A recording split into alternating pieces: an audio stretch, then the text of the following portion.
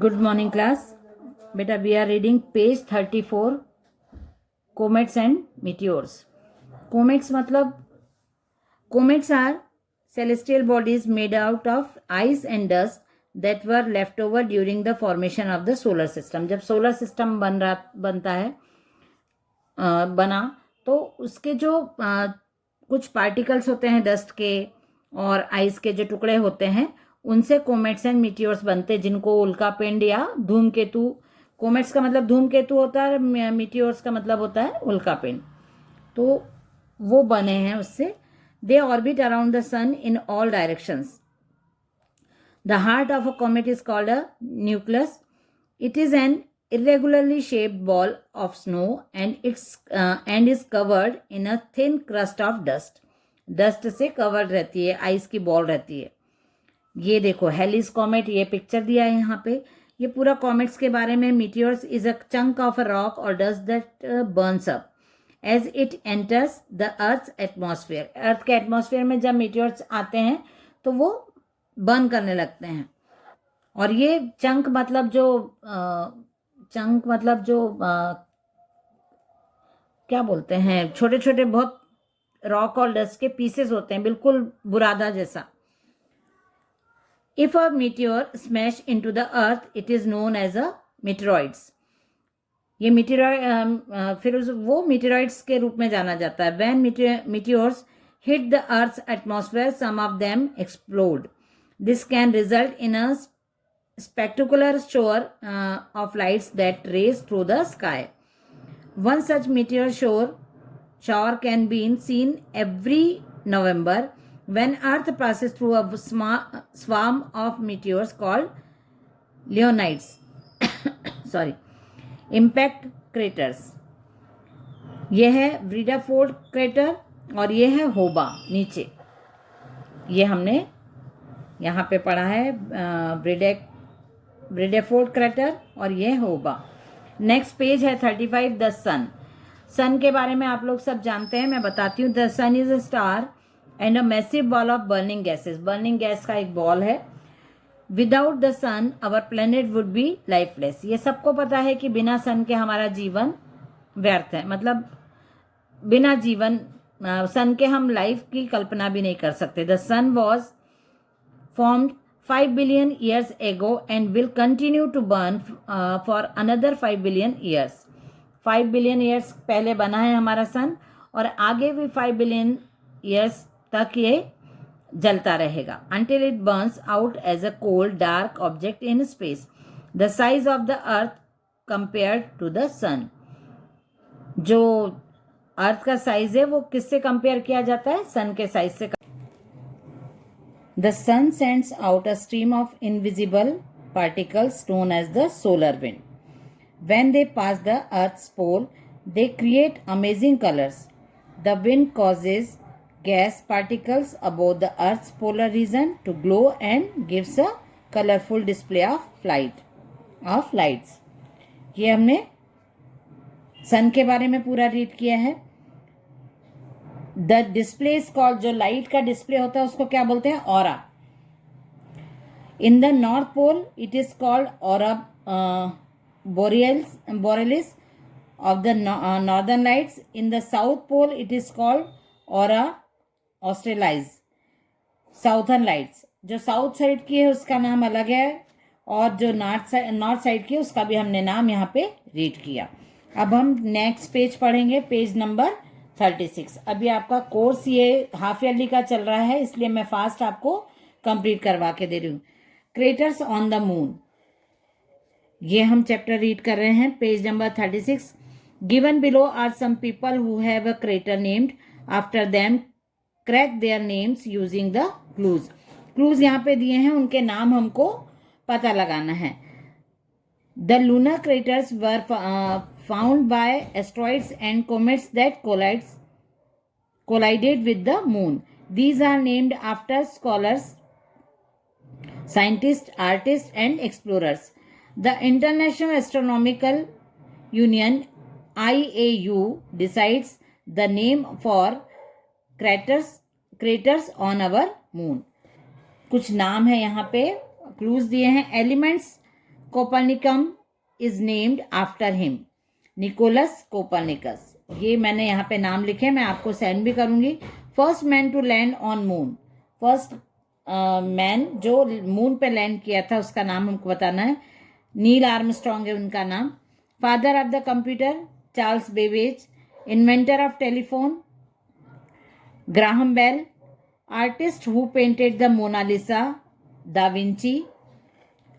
Bhabha atomic research centre, आपको दिख रहा है, हाँ, is named after him, Bhabha.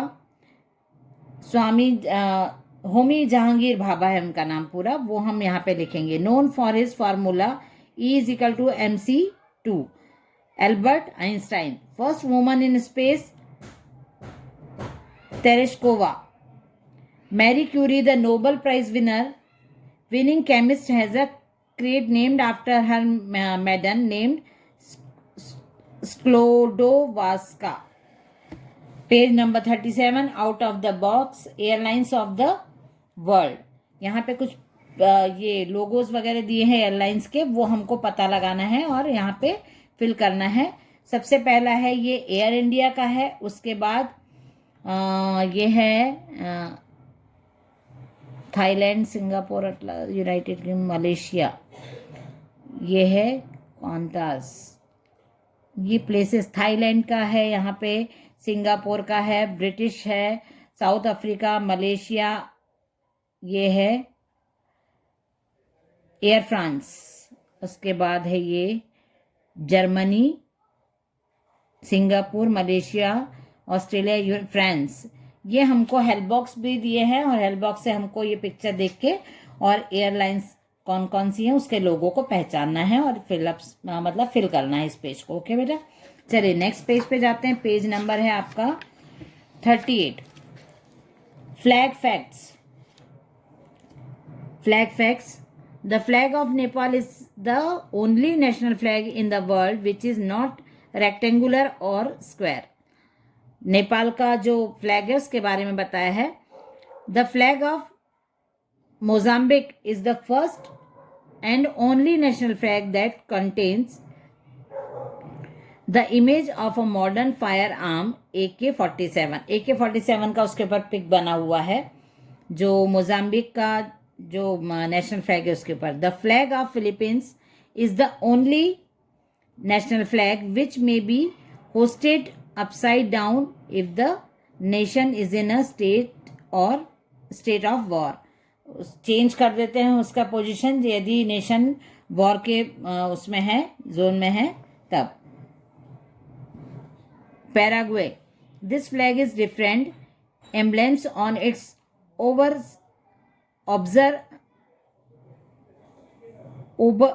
ऑब्वर्स and reverse side. अच्छा सॉरी, दोनों साइड पे अलग अलग इसके एम्बलेम्स बने हुए हैं। The observe side is the national coat of arms with the yellow 5 pointed star surrounded by a green wealth. जो रिवर्स साइड और फ्रंट साइड में अलग अलग इसके एम्बलेम बने हैं। The flag of Switzerland left में, the Vatican city right are the only square shaped national flag in the world. Square shape के नेशनल फ्लैग हैं सॉरी, स्विट्जरलैंड और वेटिकन सिटी के। नीचे सिप्रस का दिया हुआ है, ये देखिए सिप्रस का है, ये कोसोवो का है, ये क्रिसमस आइलैंड का फ्लैग है sorry. Page number 39, world of mascots.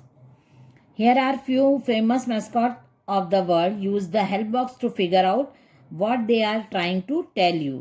कुछ पिक्चर्स मतलब ऐसे लोगोस बने हुए हैं, यहाँ पे हेल्प बॉक्स में उनके नाम भी हैं, आपको पहचान के उसको लिखना है।